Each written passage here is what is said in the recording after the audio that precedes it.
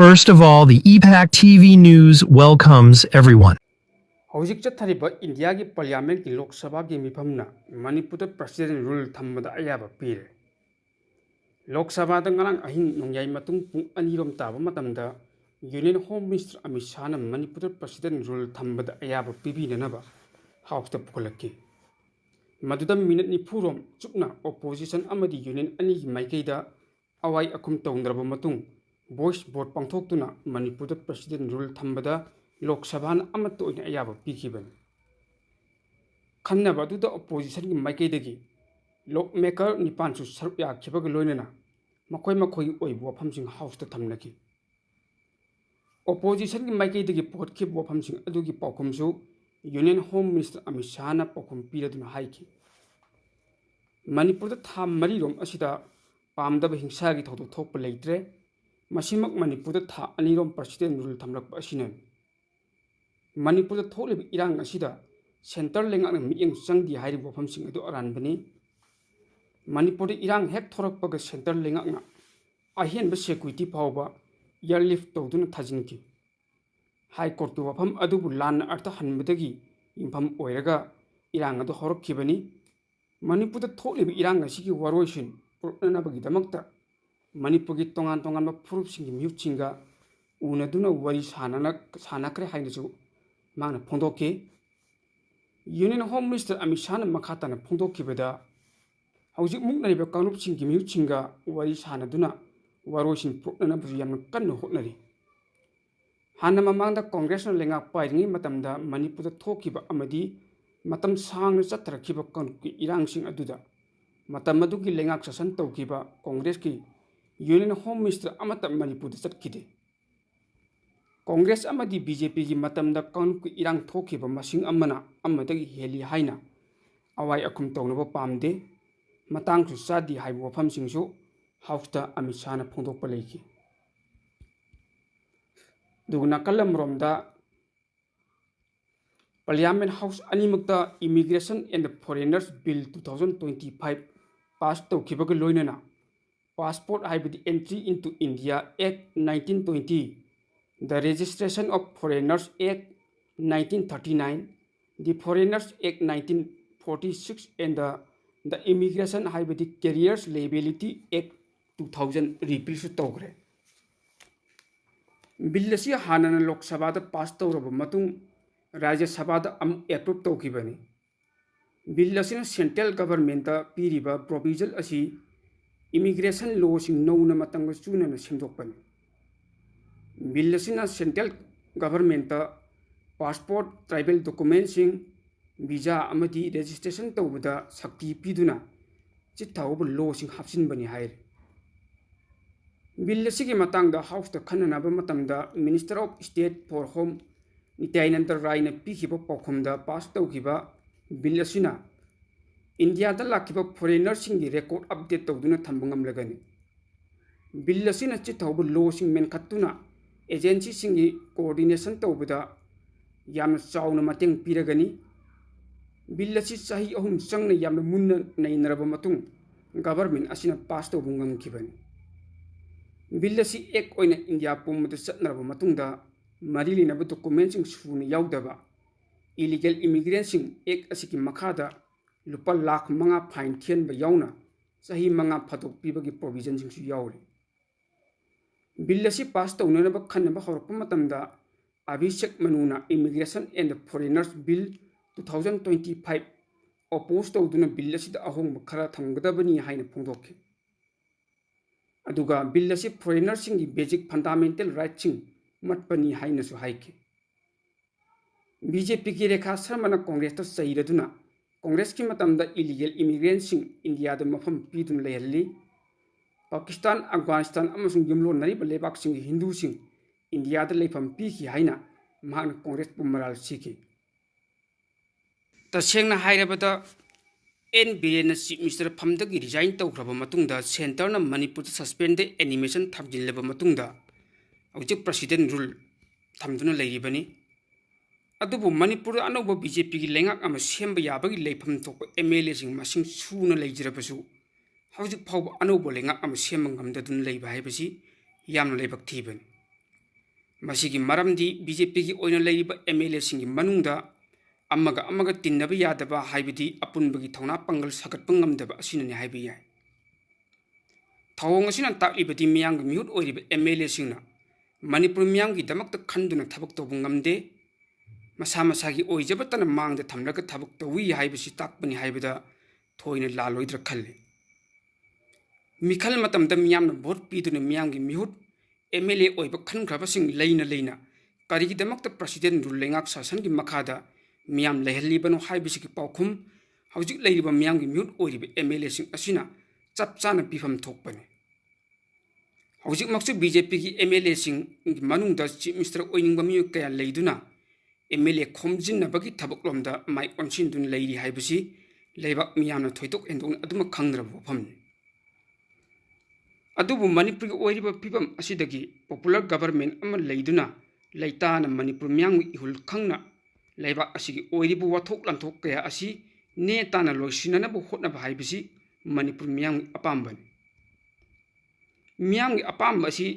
ꯃꯤꯌꯥꯝꯒꯤ ꯃꯤꯍꯨꯠ ꯑꯣꯏꯔꯤꯕꯁꯤꯡꯅ ꯈꯪꯅ ꯄꯥꯡꯊꯣꯛꯐꯝ ꯊꯣꯛꯄ ꯃꯁꯥ ꯃꯁꯥꯒꯤ ꯃꯊꯧ ꯑꯗꯨ ꯃꯤꯌꯥꯝꯒꯤ ꯃꯤꯍꯨꯠ ꯑꯣꯏꯔꯤꯕ MLAꯁꯤꯡꯅ ꯄꯥꯡꯊꯣꯛꯀꯗꯕꯅꯤ꯫ ꯃꯊꯧ ꯄꯥꯡꯊꯣꯛꯄ ꯍꯥꯏꯕꯁꯤ ꯃꯅꯤꯄꯨꯔꯗ ꯄꯣꯄꯨꯂꯔ ꯒꯚꯔꯟꯃꯦꯟꯠ ꯑꯃ ꯂꯤꯡꯗꯨꯅ ꯃꯅꯤꯄꯨꯔꯒꯤ ꯂꯩꯉꯥꯛ ꯁꯥꯁꯟ ꯇꯧꯗꯨꯅ ꯂꯝꯗꯝ ꯑꯁꯤꯗ ꯇꯪꯗꯨ ꯂꯩꯇꯥꯕ ꯄꯨꯔꯛꯅꯅꯕ ꯍꯣꯠꯅꯕ ꯍꯥꯏꯕꯁꯤꯅꯤ꯫ ꯑꯗꯨꯕꯨ ꯃꯤꯌꯥꯝꯒꯤ ꯑꯄꯥꯝꯕ ꯑꯁꯤ ꯍꯧꯖꯤꯛ ꯐꯥꯎꯕ MLAꯒꯤ ꯃꯤꯍꯨꯠ ꯑꯣꯏꯔꯤꯕ MLAꯁꯤꯡꯅ ꯅꯥꯊꯩꯗꯨꯅ ꯎꯆꯤ ꯃꯈꯨꯜꯗ ꯆꯪꯗꯨꯅ ꯂꯩꯔꯤꯕꯁꯤ ꯌꯥꯝꯅ ꯂꯥꯜꯂꯤ꯫ ꯑꯁꯨꯝꯅ ꯃꯤꯌꯥꯝꯒꯤ ꯃꯤꯍꯨꯠ ꯑꯣꯏꯔꯤꯕ MLAꯁꯤꯡꯅ ꯚꯥꯔꯠꯀꯤ ꯁꯪꯕꯤꯙꯥꯟꯅ MLAꯁꯤꯡꯗ ꯄꯤꯔꯤꯕ ꯃꯊꯧ ꯃꯉꯝ ꯑꯗꯨ ꯅꯤꯡꯊꯤꯅ ꯄꯥꯡꯊꯣꯛꯄ ꯉꯝꯗꯕ ꯍꯥꯏꯕ ꯑꯁꯤ ꯂꯣꯏꯔꯕꯅꯤ꯫ ꯑꯁꯤꯒꯨꯝꯕ MLAꯁꯤꯡꯒꯤ ꯑꯁꯣꯟꯕ ꯑꯁꯤ ꯚꯥꯔꯠ ꯂꯩꯉꯥꯛꯅ ꯃꯌꯦꯛ ꯁꯦꯡꯅ ꯈꯪꯕꯗꯒꯤ N. ꯕꯤꯔꯦꯟꯕꯨ ꯆꯤꯞ ꯃꯤꯅꯤꯁꯇꯔ ꯐꯝꯗꯒꯤ ꯔꯤꯖꯥꯏꯟ ꯇꯧꯍꯜꯂꯕ ꯃꯇꯨꯡꯗ ꯃꯅꯤꯄꯨꯔꯗ ꯄ꯭ꯔꯁꯤꯗꯦꯟ ꯔꯨꯜ ꯁꯥꯁꯟ ꯊꯝꯖꯤꯜꯂꯛꯈꯤꯕꯅꯤ꯫ ꯑꯗꯨꯕꯨ ꯍꯧꯖꯤꯛ ꯄ꯭ꯔꯁꯤꯗꯦꯟ ꯔꯨꯜ ꯁꯥꯁꯟ ꯊꯝꯂꯕꯁꯨ ꯑꯦꯁꯦꯝꯕ꯭ꯂꯤꯁꯤ ꯃꯨꯊꯠꯄ ꯅꯠꯇ꯭ꯔꯤ, ꯁꯁꯄꯦꯟꯗꯦꯗ ꯑꯦꯅꯤꯃꯦꯁꯟ ꯊꯝꯗꯨꯅ ꯑꯅꯧꯕ ꯂꯩꯉꯥꯛ ꯑꯃ ꯁꯦꯝꯅꯅꯕꯒꯤ ꯈꯨꯗꯣꯡꯆꯥꯕ ꯑꯗꯨ ꯄꯤꯔꯤꯕꯅꯤ꯫ ꯈꯨꯗꯣꯡꯆꯥꯕ ꯑꯁꯤ BJPꯒꯤ MLAꯁꯤꯡ ꯑꯃꯗꯤ ꯃꯈꯣꯏꯒꯤ ꯆꯠꯃꯤꯟꯅꯔꯤꯕ ꯄꯣꯂꯤꯇꯤꯀꯦꯜ ꯄꯥꯔꯇꯤꯁꯤꯡꯒꯤ MLAꯁꯤꯡꯅ ꯂꯧꯐꯝ ꯊꯣꯛꯄꯅꯤ꯫ ꯃꯁꯤ ꯂꯧꯅꯕꯒꯤ ꯃꯇꯥꯡꯗ ꯑꯃꯠꯇ ꯉꯥꯏꯔꯕ ꯂꯝꯕꯤꯗꯤ MLAꯁꯤꯡ ꯑꯃꯠꯇ ꯑꯣꯏꯅ ꯄꯨꯟꯁꯤꯟꯗꯨꯅ MLAꯁꯤꯡꯅ ꯂꯨꯆꯤꯡꯕ ꯑꯃ ꯈꯟꯗꯨꯅ ꯃꯅꯤꯄꯨꯔꯗ ꯄꯣꯄꯨꯂꯔ ꯒꯚꯔꯟꯃꯦꯟꯠ ꯑꯃ ꯂꯤꯡꯕ ꯍꯥꯏꯕ ꯑꯁꯤꯅꯤ꯫ ꯍꯥꯏꯔꯤꯕ ꯊꯕꯛ ꯑꯁꯤ ꯄꯥꯡꯊꯣꯛꯅꯅꯕ ꯍꯣꯠꯅꯕ ꯍꯥꯏꯕꯁꯤ BJPꯒꯤ MLAꯁꯤꯡꯒꯤ ꯃꯈꯨꯠꯇ ꯂꯩ, ꯑꯗꯨꯕꯨ MLAꯁꯤꯡꯒꯤ ꯃꯔꯛꯇ ꯌꯦꯡꯊꯤꯅꯕ ꯑꯃꯗꯤ ꯑꯃꯠꯇ ꯑꯣꯏꯅ ꯄꯨꯟꯁꯤꯟꯅꯕ ꯉꯝꯗꯕꯗꯒꯤ ꯃꯅꯤꯄꯨꯔ ꯃꯤꯌꯥꯝ ꯄ꯭ꯔꯁꯤꯗꯦꯟ ꯔꯨꯜ ꯂꯩꯉꯥꯛ ꯁꯥꯁꯟꯒꯤ ꯃꯈꯥꯗ ꯊꯝꯂꯤꯕ ꯑꯁꯤ ꯈ꯭ꯋꯥꯏꯗꯒꯤ ꯑꯔꯥꯟꯕꯅꯤ ꯍꯥꯏꯕꯁꯤ MLAꯁꯤꯡꯅ ꯈꯪꯐꯝ ꯊꯣꯛꯏ꯫ ꯅꯥꯀꯜ ꯑꯃꯔꯣꯝꯗ ꯍꯥꯟꯅꯒꯤ ꯆꯤꯞ ꯃꯤꯅꯤꯁꯇꯔ ꯅꯣꯡꯊꯣꯝꯕꯝ ꯕꯤꯔꯦꯟꯅ ꯅꯨꯡꯅꯥꯡꯕ ꯐꯣꯡꯗꯣꯛꯈ꯭ꯔꯦ꯫ ꯃꯅꯤꯄꯨꯔꯒꯤ ꯍꯧꯖꯤꯛ ꯑꯣꯏꯔꯤꯕ ꯗꯦꯃꯣꯒ꯭ꯔꯥꯐꯤꯛ ꯏꯟꯕꯦꯂꯦꯟꯁ ꯑꯁꯤ ꯃꯇꯝ ꯀꯌꯥꯒꯤ ꯃꯃꯥꯡꯗꯒꯤ ꯏꯂꯤꯒꯦꯜ ꯃꯥꯏꯒ꯭ꯔꯦꯟꯠꯁꯤꯡ ꯈꯨꯟꯗꯥ ꯂꯩꯇꯥꯍꯜꯂꯝꯕ ꯑꯗꯨꯅ ꯊꯣꯛꯍꯟꯕꯅꯤ꯫ ꯍꯥꯟꯅꯒꯤ ꯆꯤꯞ ꯃꯤꯅꯤꯁꯇꯔ ꯅꯣꯡꯊꯣꯝꯕꯝ ꯕꯤꯔꯦꯟꯅ ꯁꯣꯁꯤꯌꯦꯜ ꯃꯤꯗꯤꯌꯥꯗ ꯊꯥꯒꯠꯂꯛꯄ ꯄꯣꯁꯠ ꯑꯃꯅ ꯍꯥꯏꯔꯤꯕꯗꯤ ꯃꯅꯤꯄꯨꯔꯒꯤ ꯃꯥꯡꯂꯝꯆꯠ ꯑꯁꯤ ꯍꯪꯒꯠꯅ ꯌꯦꯡꯂꯨꯔꯕꯗꯤ ꯊꯃꯣꯏ ꯌꯥꯝꯅ ꯀꯥꯏꯅꯤꯡꯉꯥꯏ ꯃꯁꯛꯅꯤ꯫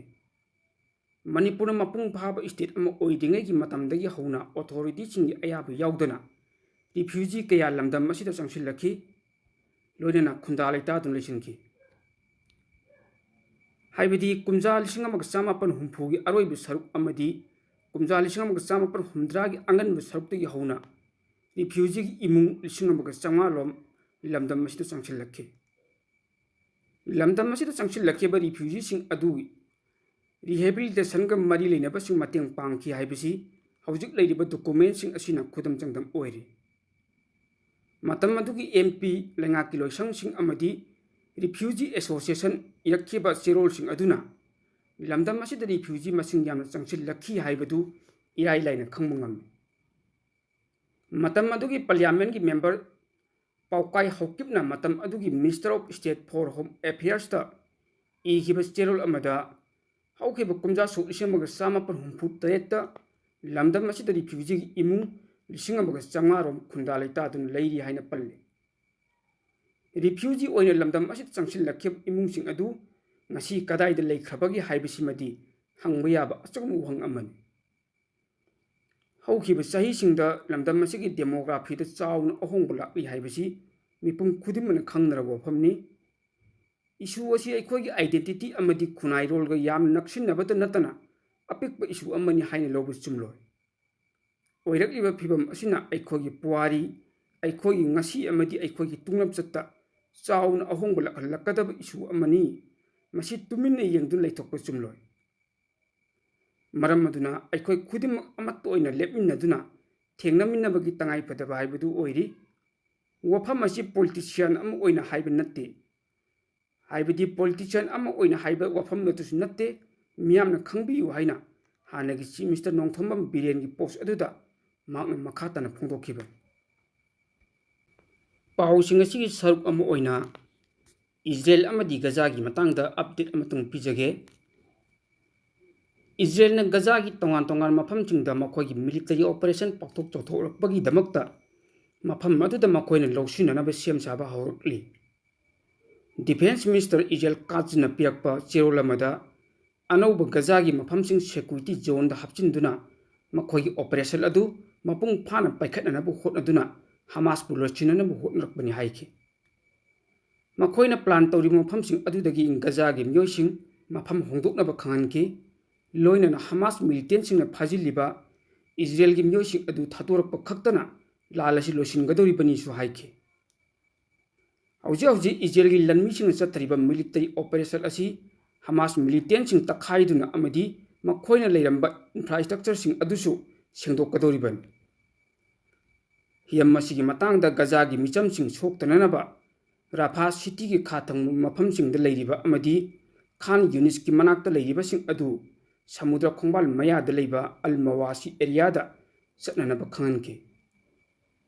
पैलेस्टाइन की सिविल डिफेंस एजेंसी ने फोंदोरपगी मतुंग इनदी नानुमितांग इजराइल की माइकैदगी चत्रखिबा एयर स्ट्राइक कया खान यूनिस की मफम कयादा अकायतो थोखिबग लोइनना यामद्रबदा असी भागचांग 32 फंगमंगमखि हाय पैलेस्टाइन रेडियो द पिरकप रिपोर्ट अमदना रफा की अकोइबद लेरिबा मफमसिंग अदु हौजिक्ति इजराइल मिलिटरी ऑर्डर की मतुंग इना खुंताक लांसिन हनबग चप मानरे मरक असिदा इजराइल की डिफेंस मिनिस्टर काजना फोंदोरखिबा मफमसिंग अदुगी मतंगदा इजराइल मफम कया पाक चाउना लौसिनगदोरिबनो हाइबगी मयिक सेंबा वफमदी यावखिद्री इजराइल की राइट्स ग्रुप ओइबा गिसाना फोंदोरपगी मतुंग इनदी गया की अपुनब सरुक की मनुंगदा चादा 38 लोम मखोइगी लन्मीसिंगना कंट्रोल तौदुना चौराना स्क्वायर किलोमीटर 62 रोम इजराइल की सिक्योरिटी जोन की मनुंग चनग्रे हाइरे बफर जोन हाइना लौनरिबा इंफ्रास्ट्रक्चर बिल्डिंग सिंग लेरिबा मफम गुहा अमोट अकाई सेंदोकफम इसिंग फत्तब ट्रीटमेंट तौननबा फैसिलिटी सिंग अमदी गजा की एग्रीकल्चरल लैंड की अयाम सरुक अदु खक्त नतना अकनबा प्रेशर पिरक्तुना मफम अदुदा फंगजबा पोलमसिंगना हिंगननबा होटनजरंबा अदु अवाब मयुकनगदौरी इजराइल की प्राइम मिनिस्टर बेंजामिन नेतन्याहुना हमास मिलिटेंटसिंग खुलाई थादोकननबा हंजिन हंजिन वार्निंग पीग्रबनी लोइनना लेमहौरिबा होस्टेज 50 अदुसु थादोकननबा हाइखिबा लाखी हौजिक लेरिबा फिबम असिदा यूनाइटेड स्टेट्सना सौगटपा हमास अमदी इजराइल की सीजफायर अदु काइरदुना ममांग थादगी इजराइल गजादा एयर स्ट्राइक चत्तबा हौरक्खि लोइनना ग्राउंड ट्रूप्सिंग थाजिनदुना हमासपु अहिनबा मोंगदा प्रेशर पिसिलिबनी अनौब अटैक अदुदी यामद्रबदा पैलेस्टाइन मचा मियोय चा कया अमसु थवाई लोइख्रबनी The EPAC Group of News was set up on 7th of July 2017 as a news networking body. Now it completes 7 years in service. Under the aegis of EPAC Group of News, one news networking YouTube channel and Facebook page called EPAC TV News has been set up in the year 2021. It is providing news throughout the world day and night. Seder Maibam is the managing director cum editor of the EPAC TV News. He is young and talented journalist of Manipur. Under his guidance, news updates are being disseminated all over the world. Both YouTube channel and Facebook page of the EPAC TV News becomes a successful news channel. It is due the full cooperation of the people. The news channel seeks support of the people. People may subscribe, like, share, and follow it, so that it can serve the people further. The EPAC TV News. Once again, thanks the supporters.